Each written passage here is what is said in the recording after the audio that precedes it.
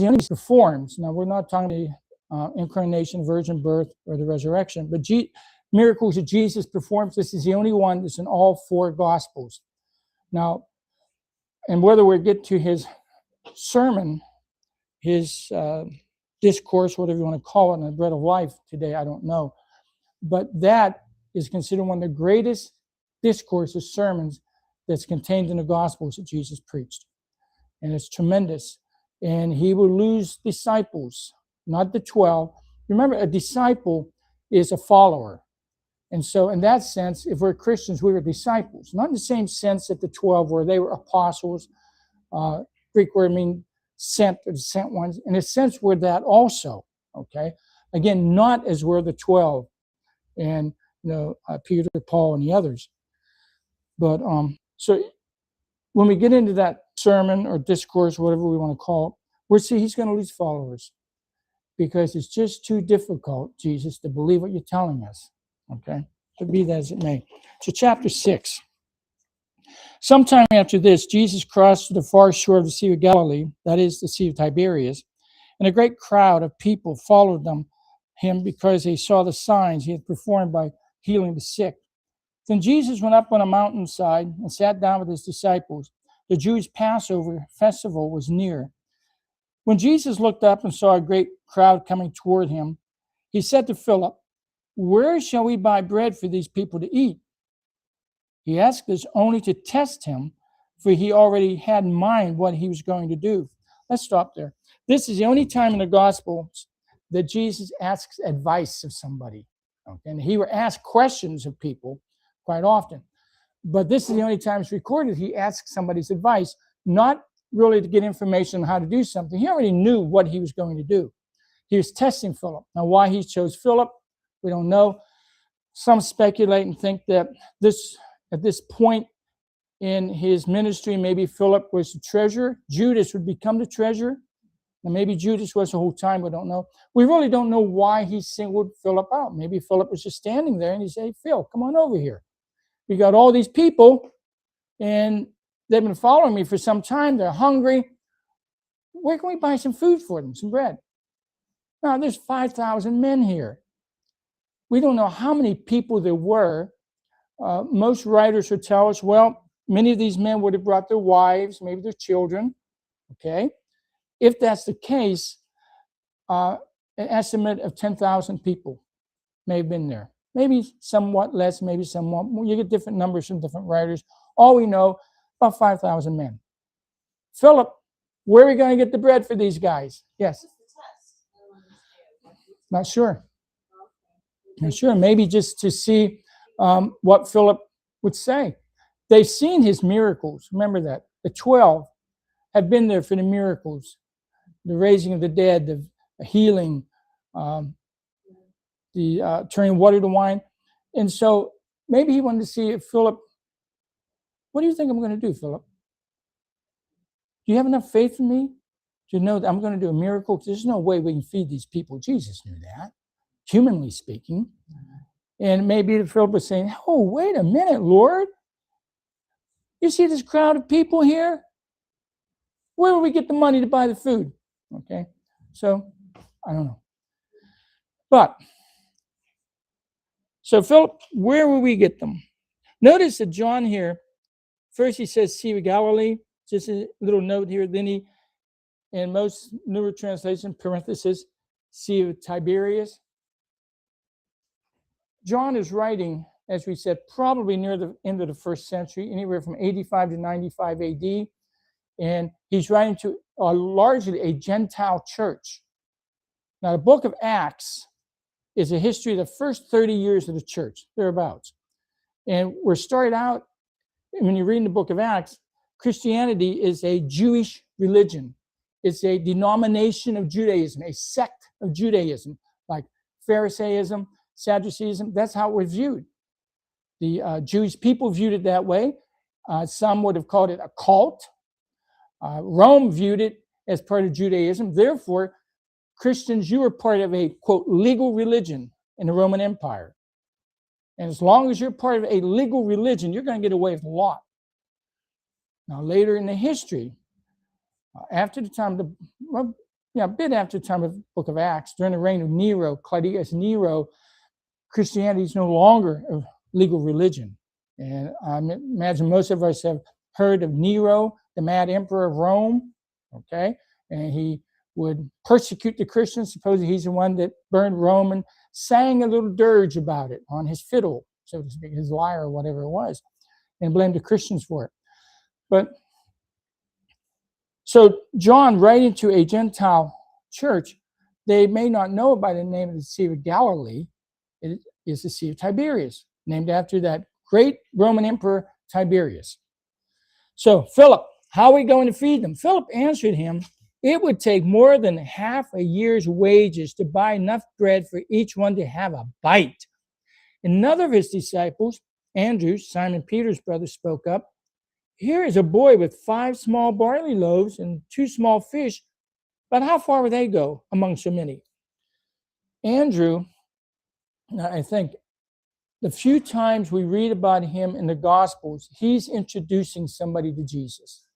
Now, he's going to bring this young boy that has this little lunch that Mama packed him, and he's going to bring him to Jesus. We met Andrew earlier in John's Gospel. He brought big brother Peter to Jesus. Later, we'll read about him again. He'll bring some Greeks to Jesus. Andrew is an introducer, we could say. He doesn't shine all that bright, some people think, but the joy of bringing somebody to Christ, there's not many joys. And especially if it's your family member, he brought Peter to Jesus. Wow, the joy of bringing a brother, sister, parent, whoever to Christ. He goes a step further than Philip. Philip has no idea what they're going to do. Okay, these people are hungry. There may be little kids there. Andrew, perhaps he went searching around and said, hey, you got any food on you? The master, there's this little kid. Now, as I said, this miracle is mentioned in all 4 Gospels, and they all give us a little something different. John is the only one that will tell you about a kid that had lunch with him. There are probably others, okay? And so there's details in each one that's different. Now, if we get today to the Jesus walking on the water, that Matthew gives us a little different take on that. And we're not going to discuss that right now. Not that one contradicts the other, but each writer will add a little or not have something that somebody else has. You ever been in an accident? Or you're a spectator, and so the police officer comes and says, oh, what happened here? You give what you saw. You give what you saw. And that they don't totally jibe. They're accurate. They're honest. But you're over there and you saw it. You're over there. This person's here. And so the Gospels each give a little different account of most of the incidents they have. So here's a little boy that has, what's he saying? 5 small barley loaves and 2 small fish. Fish should be maybe size of a sardine, a bit longer perhaps. The barley is the food of the poor. Okay, if you had a huge bank account, you didn't usually eat barley. You ate some fancy stuff. So he brings this little boy to him. It's not a very big lunch, friends. How are you going to feed 5,000 people with that little boy's lunch? Why did Andrew bring it to him, do you think? Help me out here. I'm tired of hearing my voice. Why would Andrew bring this kid with his lunch that's probably hardly enough for him? I remember when I was a growing boy, and my wife would tell you, still eat too much. But when you're climbing trees and you're traipsing all over the place, you could easily eat that lunch yourself.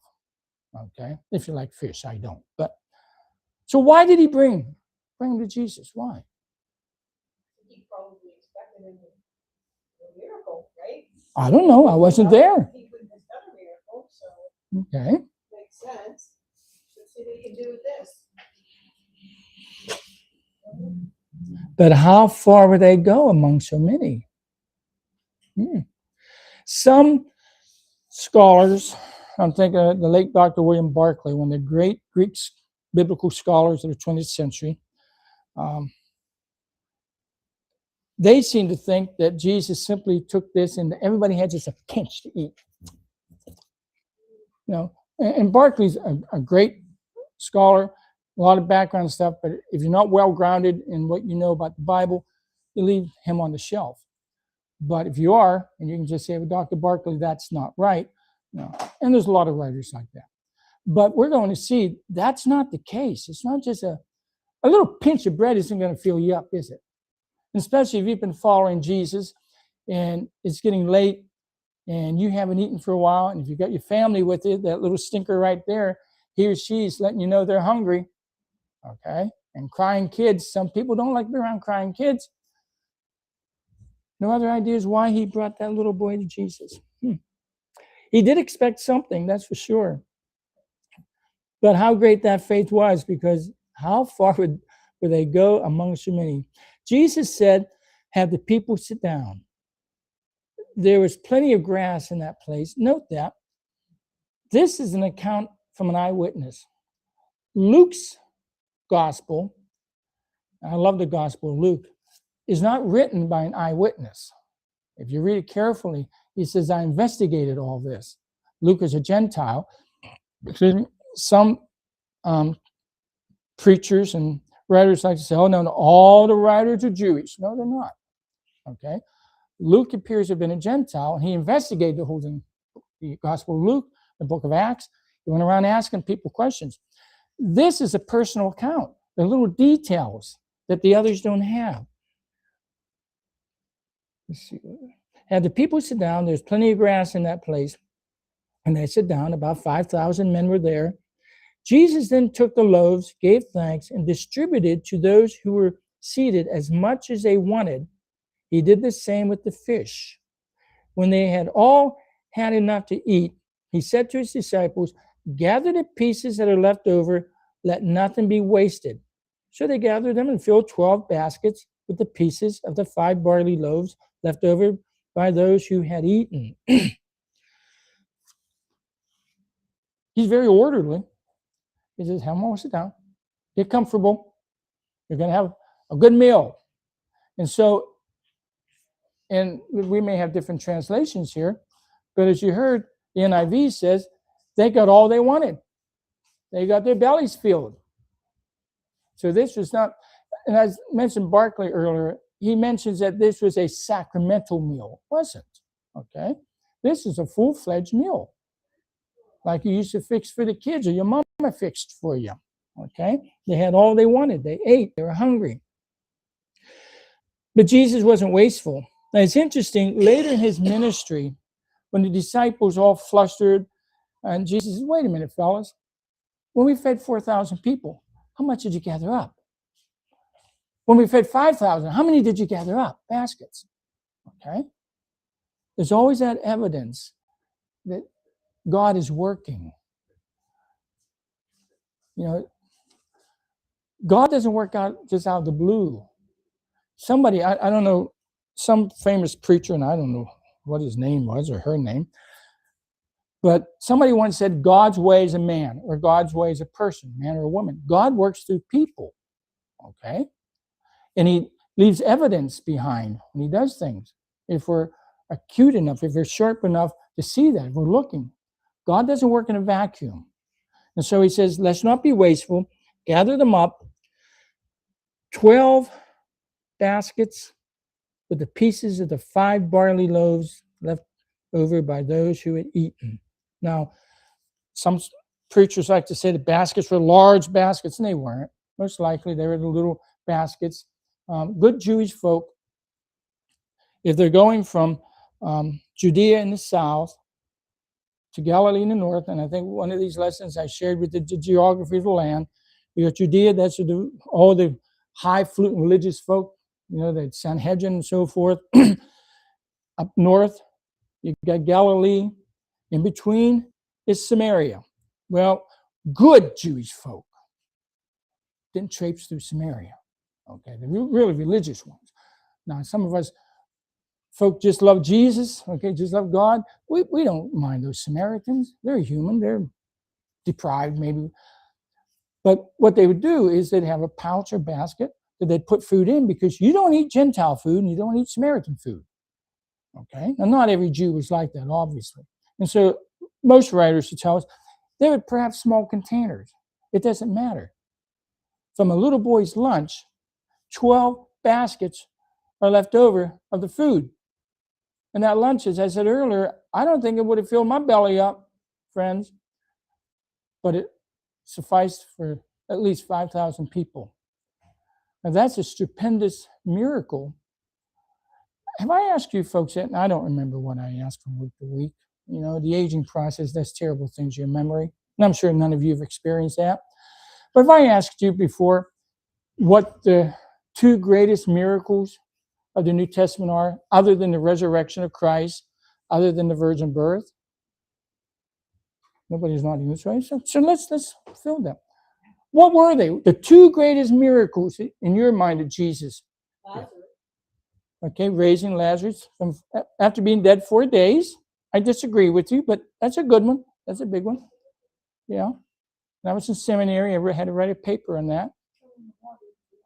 Turn the water into wine. Okay, that's a good one, but that's not, in my mind, not the greatest. I wanted to ask, what was the two, or give me two of the greatest miracles in the Bible, all the Bible. And somebody said, creation.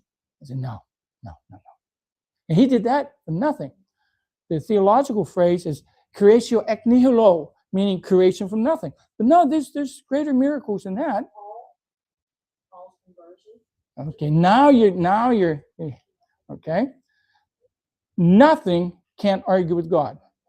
If you were God and you created everything out of nothing, nothing's not going to argue with you, Barb. Okay? And they say, well, Lazarus is dead. A dead corpse isn't going to argue with you, God. And feeding 5,000 people out of a little boy's lunch, those fish are dead. Those loaves aren't alive either. They're not going to argue with you, God. Have you ever argued with God?